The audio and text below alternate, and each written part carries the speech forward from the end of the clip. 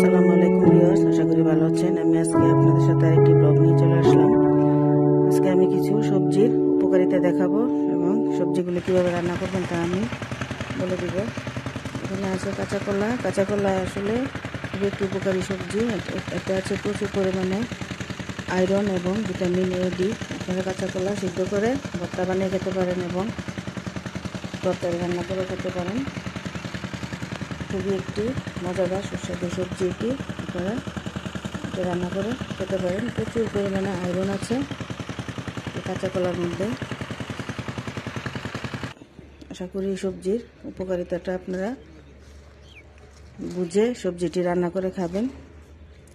এখানে লাল শাকের উপকারিতা আসলে বুঝে বলে শেষ করা যাবে না।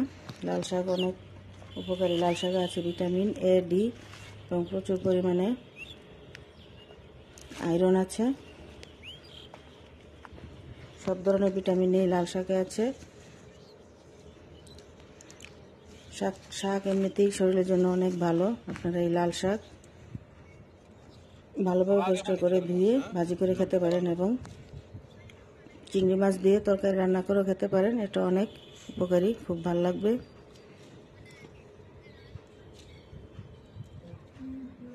বিশেষ করে এইভাবে সবজি বাগান থেকে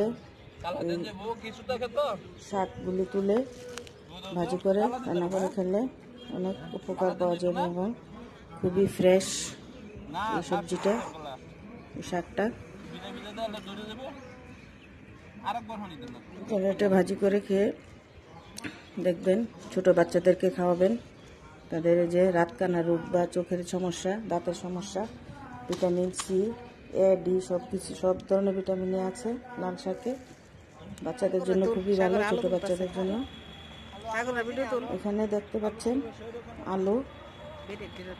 আলুর মধ্যে প্রচুর পরিমাণে কার্বোহাইড্রেট আছে, পটাশিয়াম এবং ভাতের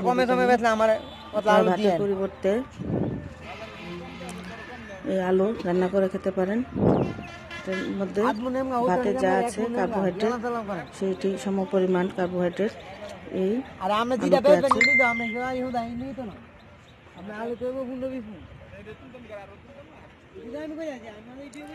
ভাতের পরিবর্তে আপনারা আলু খেতে পারেন, কিন্তু ভাতের মধ্যে যে ফ্যাট আছে আলুর মধ্যে সেই ফ্যাট নেই, কিন্তু কার্বোহাইড্রেট প্রচুর পরিমাণে আছে। আলু সিদ্ধ করে এমনিতেই খালি খেতে পারেন বা ভর্তা বানিয়ে বা বিভিন্ন সবজির সাথে এমনিতে তরকারি রান্না করে খেতে পারবেন। মাছ মাংস দিয়ে আলু রান্না করে খাওয়া যায়। এগুলো আপনারা আলু গাছ কি আগে উড়াইলে আসলে শাকসবজির মধ্যে প্রচুর পরিমাণে ভিটামিন আছে।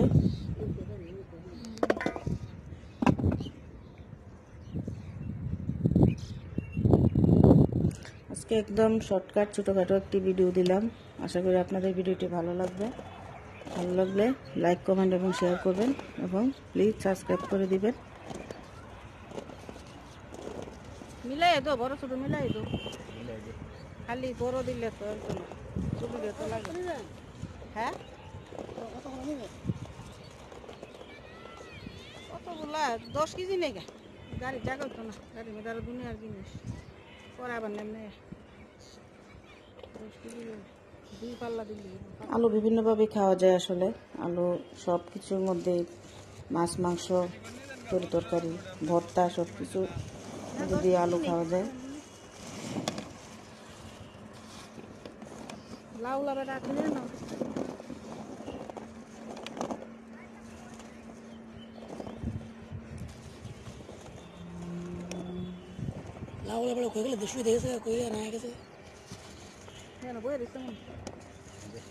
এই আলুগুলো আমি একদম ক্ষেত থেকে কিনে নিয়ে আসছিলাম, এটা আপনার সাথে শেয়ার করলাম। এবং শাকসবজিগুলো আমি ক্ষেত থেকে একদম সরাসরি নিয়ে আসছি, এগুলো আপনাদের সাথে আমি শেয়ার করলাম। আশা করি ভিডিওটি ভালো লাগবে।